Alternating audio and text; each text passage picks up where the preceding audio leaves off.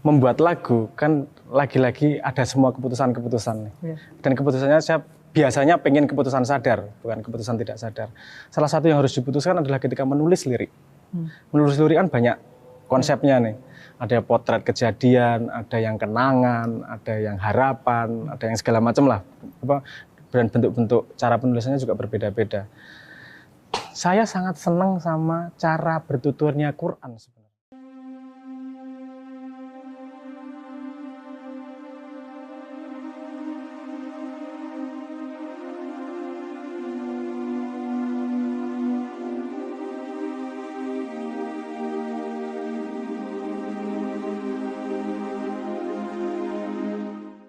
Aku belajar dari kecil itu sangat ditekankan sama ayahku cerita tentang Sayyidina Ali Zainal Abidin yang sembunyi-sembunyi sedekahnya malam hari dan baru ketahuan ketika mati punggungnya lebam karena diangkut sendiri. Karena kalau nggak diangkut sendiri berarti udah ada orang kedua, ketiga yang tahu. Gitu. Jadi memang kemanfaatan. Dan menurut saya yang seharusnya bisa memberi poin kemanfaatan yang mendapat manfaat. Bukan ya dia mencitrakan dirinya nih loh aku bermanfaat. Kan orang yang dikasih nih. Kita nggak tahu setelah off kamera diambil lagi kan ada kejadian kayak gitu. Mohon maaf lah. Ada beberapa kejadian seperti itu. Iya, tergantung. Oke, Mas Abrang, tadi cerita pengaruh imam di Kanada. Loh, kenapa jauh-jauh imam di Kanada? Imam yang di sini, Cak Non. Seberapa pengaruh dalam secara umum keberagamaan dan secara umum mengkonstruksi pemikiran, mempengaruhi pemikiran? Karena di luar sana banyak orang yang terpengaruh. Cak Non kan? Sepemahaman saya, Cak Non paham betul bahwa hidup itu perjalanan. Bukan terus kemudian dicetak sekarang dipakai seumur hidup, enggak juga, pasti perjalanan. Jadi dia antisipasi tentang itu. Jadi kalau ditanyakan pengaruh agamanya sebenarnya bukan pada peraturan agama yang harus gimana-gimana, tapi justru kesadaran mesinnya, mesin berpikirnya. Saya kasih contoh misalnya begini, dulu ketika kecil saya sangat takjub sama yang namanya cacing. Itu saya nggak masuk akal buat saya.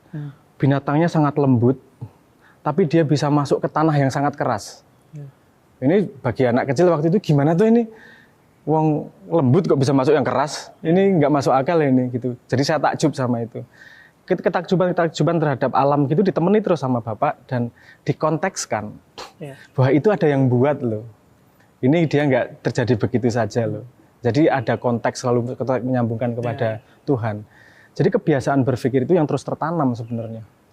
Jadi misalnya nggak banyak omong kok. Misalnya gini, saya ke pasar sama Simbah sama Cak Nun. Naik becak, jalanan nanjak, naik, karena tiba-tiba turun, terus ikut dorong, dan nggak pakai kalimat apapun, dan nggak harus ngajari kita harus menolong apa segala macam, nggak ada kalimat itu. Udah selesai ya udah naik lagi. Nah itu saya mengamati terus dan sadar tidak sadar itu jadi masuk di mesin juga. Dan inherent akhirnya. Jadi mesin yang berjalan terus menerus. Saya ngelihat apa juga, kemudian langsung otomatis kebangun hubungannya sama Tuhan gimana, hubungannya sama alam gimana, otomatis seperti itu. Terus yang lebih umum lagi, Mas Abrang, memposisikan kejawaan. Ya Muslim iya, Jawa iya. Memposisikan dua entitas itu. Itu menurut saya bukan itu, bahasanya itu bukan fermion, itu boson. Apa itu? Gini. Dalam ini sekalian nyenggol-nyenggol buat pengetahuan aja ya. Untuk menjelaskan konsep. Fermion itu sebuah benda yang tidak bisa berbagi ruang. Kayak kursi sama kursi nggak bisa berbagi ruang. Kalau boson itu yang bisa berbagi ruang seperti cahaya. 2 senter cahaya bisa berbagi, cahayanya berbagi ruang bisa. Nah menurut saya konsep-konsep Jawa, Islam dan seterusnya itu kalau kita menggali cukup dalam dia konsepnya seperti boson. Jadi dia tidak harus berdiri sendiri. Jawa berarti tidak Islam, Islam berarti tidak Jawa, enggak. Karena masuknya ketika cukup dalam ke hakikat atau modernnya disebut sebagai wisdom, itu kemudian universal. Kalimat lokal wisdom itu enggak masuk akal buat saya. Wisdom kok lokal? Kalau wisdom pasti universal. Pasti universal. Nah, Jawa dan Islam, kemudian kalau kita melihat lebih ke bawahnya, saya nggak melihat ada yang berlawanan juga sebenarnya, nyambung-nyambung aja. Salah satu contoh misalnya saya pernah ditanyain, itu ada upacara mengubur kepala kerbau, itu nggak boleh loh di Islam. katanya gitu.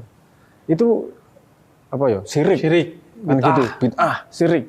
Itu Jawa itu. Ntar, yang kamu lihat prinsipalnya atau yang kamu lihat tekniknya, bahwa tidak ada penguburan kerbau di Arab, mau cari kerbau aja susah kok. mau cari contoh seperti itu. Tapi coba kita lihat, kamu lihat betul, tanyain orang Jawa kenapa itu mengubur kerbau.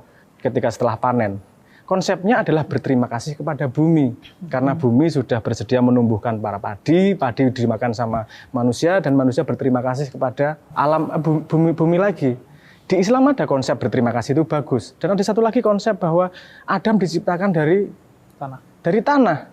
Kamu sebagai orang Islam dikasih badan dari tanah, pernah nggak berterima kasih sama tanah? Berarti ini konsep berterima kasih lebih baik dong harusnya. Wong dia konsepnya berterima kasih kok. Ya, kalau terima kasih tidak boleh dalam Islam, ya saya bertanya tentang pemahamanmu terhadap Islam dong. Jadi menurut saya nyambung-nyambung aja.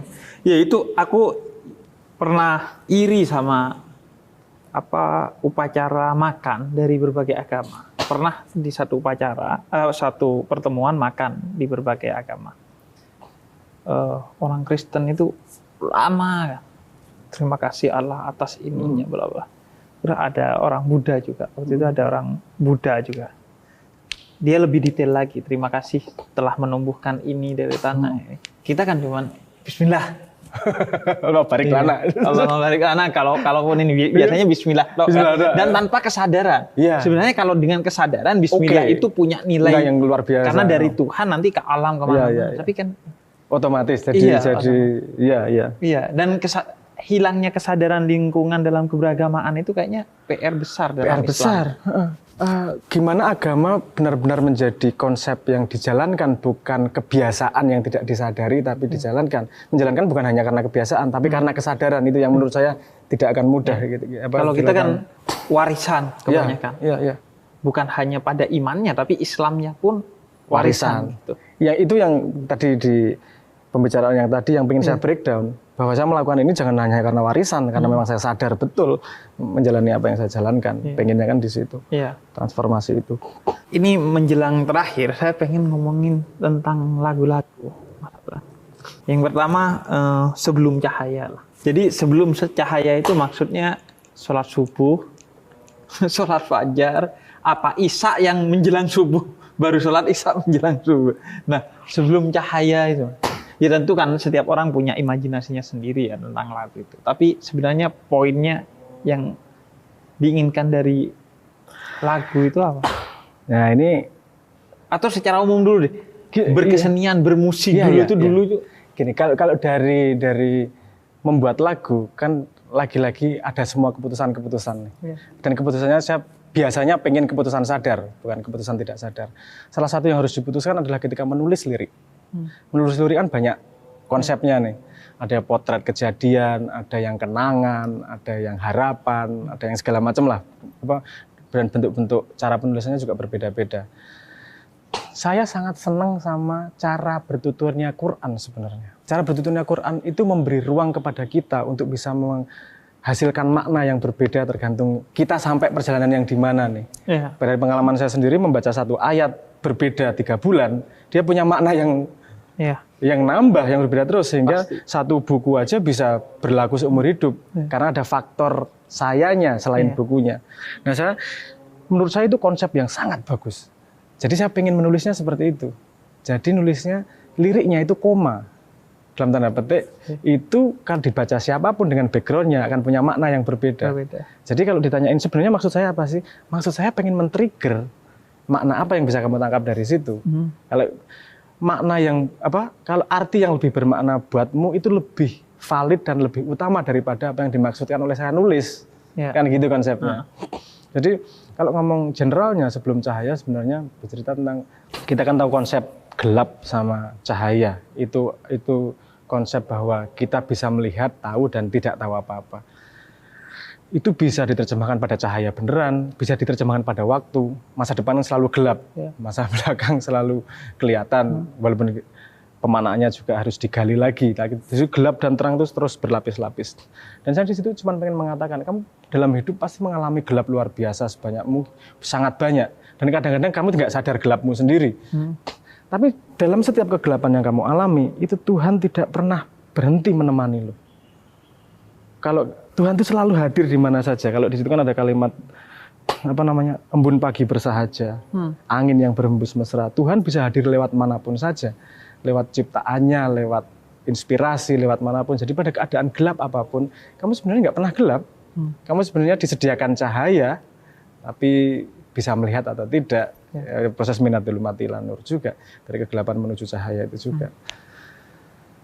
Ya, ada kasus juga di mana Kanjeng Nabi beberapa bulan di stop. Oh ya, pewahyuannya. Pewahyuannya. Kan itu kegelapan juga, tapi Tuhan juga ngomong, aku enggak kok. Iya. Aku selalu ada kok, kan semacam itu. Nah, itu beberapa banyak konsepsi itu kemudian coba saya tag jadi lirik lagu Sebelum Cahaya tersebut. Oke. Kalau sandaran hati ya. Nah itu ini enggak sih merangkum bagaimana hubungan dengan Tuhan atau memposisikan Tuhan, Mas Abra? Saya perlu menceritakan background-nya enggak? Itu sandaran hati itu. Karena sandaran hati itu saya buat ketika saya benar-benar tidak tertarik sama yang namanya hidup waktu itu. Bukan suicidal ya, bukan pengen bunuh diri enggak juga. Tapi saya tidak melihat poin hidup lebih lama. Poin pentingnya hidup lebih lama. Karena logiknya sederhana. Kalau kamu pengen ketemu Tuhan dan katanya ketemuan setelah mati, kenapa lama-lama hidup? Iya. Ketemu Tuhan cepet aja mati. Cepet aja. Tapi sudah dilarang loh, nggak boleh bunuh diri loh. Terus saya ngapain hidup lama-lama? Jadi pada posisi itu saya merasa sangat pada posisi despair, menderita dalam tanda petik, kangen yang luar biasa sampai menderita itu. Menderita ini ngapain sih hidup lama-lama nih? Endingnya juga ketemu Tuhan kok. Itu juga datang dari keputusasaan saya tentang cerita Khidir dan Nabi Musa. Nabi Musa yang nabi aja ditemenin Jibril, masih ada salahnya ketika di hadapan sama Nabi Khidir. Saya yang ditemani iblis, apa mungkin bisa mencapai pemahaman seperti itu? Jadi pointless ini. Saya mau nyari ilmu, pointless, mau nyari kebaikan apa juga nggak dihitung, bukan matematis hitungannya. Udahlah ketemu sekarang aja lah.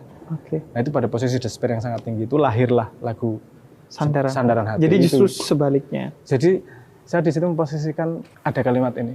Teringat pada janjimu ku terikat. Aku teringat pada janji ketika sebelum lahir. Sebelum lahir, ketika sebelum manifest menjadi manusia. Kan berjanji. Tergantung tiap orang ingat janjinya seberapa. Dan menurut saya janji bahwa Allah Tuhan kita. Itu yang dibocorkan. Pemahaman saya setiap orang punya kurikulumnya sendiri, perjanjiannya sendiri. Nah, aku teringat pada janjimu, aku terikat dan nggak bisa ngapa-ngapain. Hanya sekejap aku berdiri. Hanya sekejap aku hidup ini. Tapi aku lakukan sepenuh hati. Aku gak peduli siang malam yang berganti. Siang malam itu menunjukkan bahwa dunia itu hanya ada ketika ada dua polaritas yang berbeda. Ada tinggi, ada rendah, ada siang, ada malam, ada dingin, ada panas, ada positif, ada negatif. Kalau nggak gitu baterai nggak jalan. Pokoknya dunia itu hanya ada karena dinamisme di antara dua polaritas yang berbeda. Dan itu yang membuat tidak nyaman, karena tidak ada kepastian, karena hidupnya terus pada posisi menjaga ihdinas siratal mustaqim. Itu kan kesadaran waspodo yang tidak mudah, capek sebenarnya. Kalau mau ngomong ya capek, itu capek. Hanya sekejap aku lakukan sepenuh hati, peduli aku pada siang malam yang berganti. Sedihku ini tidak ada arti jika kaulah sandaran hati. Jadi semua ini yang dilakukan, tak lakukan sepenuh hati. Walaupun aku kalau boleh milih nggak mau, aku pengen cepat balik. Tapi wis tak sandarkan ke kamu lah. Wis karena yang nyuruh kamu kita udah janjian, wis monggo, wis berserah, wis monggo, silahkan wis lakoni. Jadi kalau orang nggak punya bekal agama itu sebenarnya rawan kehilangan makna ya. Kalau dia nggak punya kemandirian. Tadi kan kalau orang tuh kehilangan. Kalau dia kehilangan makna hidup gitu, dia kan bisa. Pemahaman saya terhadap fungsi utama agama, kan premis utamanya adalah iman. Kan? Premis utamanya adalah gantolannya iman. Letak iman di mana sih? Kalau saya kan yang ngomong yang agak kontroversial, hidupmu sih bisa mungkin menghilangkan iman, ya gitu. Tapi kalau dipotong segitu itu kan berbahaya. Tapi ada maksudnya di situ. Maksudnya begini, manusia itu kan tidak. Dia punya yang namanya lingkar pengetahuan dia. Tidak mungkin satu orang tahu semuanya. Dia hanya punya lingkar pengetahuan dia, dan di luar lingkar itu dia pasti tidak tahu. Ketika dia tidak tahu, dia kalau tidak punya pegangan, ada dua kemungkinan. Dia putus asa pada tidak tahunya, atau dia hanya menjadi katak dalam tempurung yang tidak akan berkembang. Sederhana, kalau kita mau ke sebuah tempat yang tidak tahu jalannya, kita beriman kepada Google Map. Ya. Itu iman tanpa pertanyaan, karena memang kita tidak tahu, nggak pernah ke sana, makanya kita beriman. Jadi posisi iman dalam pemahaman saya itu adalah rentang di mana kita sesuatu yang kita tidak tahu itu kita harus pegangan sama iman. Ya. Ketika dikawinkan dengan konsep lain bahwa dalam manusia itu lebih banyak nggak tahunya daripada tahunya, berarti iman itu harus lebih dominan daripada yang lain. Karena kita lebih banyak nggak tahunya nih, betapa pentingnya yang namanya iman. Tanpa itu kita nggak punya pegangan ketika masuk ke sesuatu yang kita tidak bisa memprediksi, sama sekali nggak tahu. Dan satu lagi komponen, padahal satu detik berikutnya aja kita nggak tahu loh akan terjadi apa. Jadi sebenarnya kita ini melewati ketidaktahuan demi ketidaktahuan. Dalam ketidaktahuan itu pegangan itu apa? Iman. Iman bukan pada benar salah, pada baik buruk dan seterusnya, tapi iman pada Gusti Allah ridho kok. Iman pada, wes aku ngelakoni apa yang disuruh Gusti Allah, aku ridho sama yang diberi sama Gusti Allah, wes pegangannya itu aja, karena nggak ada no other choice. Jadi ketika saya masuk Islam, ketika saya ngomong masuk Islam itu lagi, itu konklusi logis. Bukan kemudian wes lah saya masuk aja lah, nggak menyerah. Tapi itu konklusi logis, karena tidak mungkin kita menghadapi masa depan dengan stabil, kita menghadapi ketidaktahuan dengan stabil kalau tidak pegangan sama yang namanya iman.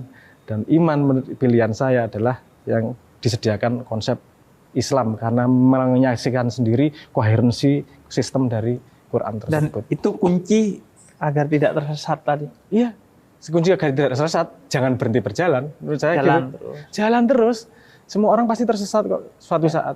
Suatu momen dalam hidupnya pasti tersesat. Asal tidak berhenti berjalan, ya dia bisa cari jalan lain. Yang membuat orang tersesat menurut saya karena berhenti berjalan. Orang yang sudah merasa benar itu bahaya. Orang yang sudah merasa sampai itu bahaya karena dia berhenti. Bahkan kalau bahasa Islam, kafir itu kan orang yang menutup pikiran, hati, ya udah selesai gitu. Kafir itu. Dan kata kafir dalam Al-Quran itu gak mesti non-muslim gitu. Muslim yang suka berdusta juga dibilang kafir. Muslim yang kepala batu, Quran bilang kafir gitu. Banyak hal. Jadi pencarian Islam juga bukan titik akhir pencarian. Iya, terus. Tadi Mas Abrang bilang tentang lapisan-lapisan juga. Quran dibuka lagi, ada lagi, nggak berhenti sampai mati. Nah, itu juga saya ngutip soal nyanyian dua lagu. Karena kan sekarang orang agak ngerasa apaan sih nyanyian itu tadi, seolah-olah bukan dua hal yang bisa digabungkan dengan Islam. Nyanyian itu dianggap dia konotasinya selalu maksiat. Makanya aku tempatnya di masjid, omongan konteksnya dakwah, kita bicaranya. Saya melihatnya gini. Tentang lagu ya, tentang lagu dan nyanyian itu yang mau dibahas ya. Saya melihatnya begini. Ada konsep yang namanya mutmainah di Islam. Konsep yang namanya tenang. Menurut saya itu penting untuk bisa mendengar suara Tuhan, suara alam semesta. Jadi imajinasinya begini. Ketika ada permukaan danau yang tenang, satu tetes air itu bisa terasa. Tapi kalau permukaan danaunya bergolak, itu mau kehujanan kayak apa juga nggak kerasa karena dia bergolak. Jadi menjaga posisi hati pada posisi yang mutmainah, yang tenang, semakin tenang, itu semakin bisa mendengar ilmu yang diberikan oleh Tuhan dari setiap kejadian. Nah, itu kan urusan rasa, bukan urusan logika. Kita bisa ngomong percaya, tapi hatinya tidak percaya kan bisa. Rasa kan sangat susah itu. Nah, kalau yang namanya rasa kan perlu diasah juga. Cara mengasahnya adalah dengan secara sensitif. Sensitif terhadap informasi yang masuk lewat segala macam indera. Seni itu kenapa efektif menurut saya? Karena dia tidak punya intrinsik makna pada medianya. Kalau lagu berjalan sendiri, maknanya apa? Ada chord gitar D sama C, kita kan nggak bisa kognitif makna. Jadi ini artinya adalah apa, kan nggak ada. Chord gitar doang kok. Tapi ini ada loh. Enak nih, nggak enak tenang nih, dan seterusnya. Nah itu menurut saya cara mengasah tajamnya rasa itu dengan sensitif terhadap hal-hal yang tidak men-trigger makna dalam tanda petik ya, tidak men-trigger makna itu tadi. Kalau kognitifnya nggak ke-trigger. Jadi musik datang, seni, misalnya lihat ada orang joget-joget, maknanya apa ini? Tapi lama-lama bisa merasakan nih, oh bisa komunikasi juga ya. Nah ketika sudah bisa komunikasi rasanya itu, kita jadi lebih sensitif pada situasi, pada keadaan, ilmu Tuhan mau ngomong apa, hujan maknanya apa, itu jadi ini yang ngomong. Ini jadi translator, penerjemah dari rasa yang dirasakan. Dan justru itu kekuatan utama manusia sebenarnya, menurut saya, rasa ya. Karena kalau akal kan ya segitu-segitu lah. Akal itu penting, tapi bukan alat utama. Menurut saya ya. Akal itu penting baik untuk menjadi budak, tapi tidak baik untuk menjadi master. Jadi dia tapi penting. Penting kalau nggak akal kamu nggak punya jembatan. Saya terjemahkan biasanya gini, kalau kamu ke Sumatera ya naik kapal, tapi misalnya kamu pengen ke Palembang, kamu ya naik kapal nyeberangi selat, tapi masa setelah nyeberangi selat kamu geret kapalnya kan kamu tinggal. Nah akal juga seperti itu. Untuk menyeberang selat kamu pakai akal, tapi nggak seluruhnya pakai akal juga. Ada rasa, ada sensitivitas, ada intensitas. Dan ada titik mungkin bahkan kalau akal ya ditinggal itu nggak bisa. Ada di titiknya. Tapi kalau dari awal meninggalkan akal, saya nggak setuju. Nggak nyampe. Itu model yang dikasih Tuhan. Jadi dia kendaraan lah untuk mengantar. Itu saya jadi teringat Rumi gitu. Rumi katakan Jibril itu sebagai simbol akal. Ketika Nabi Muhammad dimi'rajkan, Jibril itu hanya mengantar sampai pelataran Allah. Tapi ketika bertemu dengan Allah, itu Nabi Muhammad sendiri. Jibril tidak bertemu dengan Allah. Kata Rumi, itu simbol akal. Akal itu mengantar kamu kepada Allah, tapi yang bertemu dengan Allah itu bukan akal. Dia nggak bisa bertemu, dia ada batasnya, dia terbakar dan lain sebagainya. Tapi hati itu yang bertemu dengan Allah. Tambah di Jawa ya, ini perspektif yang berbeda ya. Ini menarik. Kalau di Jawa sebelum ini juga kenal Jibril, tapi sebutannya Joborolo itu maksudnya seperti Jibril. Ada empat malaikat yang dikenal Jawa, Joborolo, Mokoholo dan seterusnya lah. Mokoholo itu Mikail. Joborolo itu kalau menurut menurut konsep Jawa itu dia bersemayamnya di darah, di aliran darah. Jadi dia yang menjadi mesin transport terhadap data-data yang ada di dalam tubuh manusia. Saya nggak ngomong mana yang benar, mana yang salah ya, tapi sebagai perspektif kan menarik juga. Cara motret peradabannya gini, cara motret peradabannya gini gitu. Ya ini juga tambahan info, nggak penting juga sih. Mas Abraham, sebelum closing, ini dong banyak yang rindu dengan suaranya. Iya dong. Pakai cara dangdut? Enggak. Ada. Oke. Ini juga untuk menunjukkan ini kan di masjid. Nyanyi ya, bagian dari dakwah. Sebelum saya nyanyi ya, saya akan nyanyi lagu Sandaran Hati yang teringat pada janjimu ku terikat. Itu ada yang menerjemahkan beda yang menarik menurut saya, Beb. Itu katanya itu lagu untuk pengantin baru, Beb. Jadi gimana? Teringat pasangan? Enggak. Kalau menikah itu kan butuh dua hal, surat sama urat. Itu sama pentingnya itu. Teringat pada janjimu ku terikat. Janji itu suratnya. Terus hanya sekejap ku berdiri ku lakukan sepenuh hati itu. Iya. Nggak usah dijelaskan lah ya. Itu bercandaan. Saya seneng-seneng aja dengerin gitu. Oh, ada juga. Tapi saya tadi kan sempat googling. Itu banyak loh makna. Banyak yang memaknai loh. Dan menurut saya ya kesuksesan seorang musisi, seorang penulis, seorang pembicara di YouTube itu ketika dia mampu membangunkan hazanah pemaknaan dari banyak orang gitu. Itu gini Beb, setiap lagu Leto itu bisa diterjemahkan dari sudut pandang tasawuf sebenarnya. Karena ada beberapa lapis makna. Dan memang dasarnya itu. Dari awal memang di crafting untuk itu memang. Yang pertama diartikan seperti itu memang Sandaran Hati. Tapi itu 6 tahun setelah rilis. Saya di meja, saya nggak pernah ngomong sama siapapun tentang makna itu. Baru 6 tahun kemudian ada yang mengartikan gitu, nanya sama saya ketawa. Yuk, udah sampai situ ya. Oke, bener. Indonesia urusan. Setelah itu lagi banyak, Beb. Sebelum cahaya, ada lubang di hati, senyumanmu itu ada yang menerjemahkan tepat ya. Saya kan bikin sholawat yang nggak kelihatan itu. Tapi mereka menerjemahkan dengan cepat. Wah, apik ya, arek-arek ini sudah mulai. Ya saya seneng lah, maksudnya ada dialektika juga di situ. Iya, akhirnya tumbuh. Hidup lebih lama lah karyanya. Iya. Terus tonton, jangan lupa untuk share, komen, like, dan lain sebagainya. Assalamualaikum warahmatullahi wabarakatuh.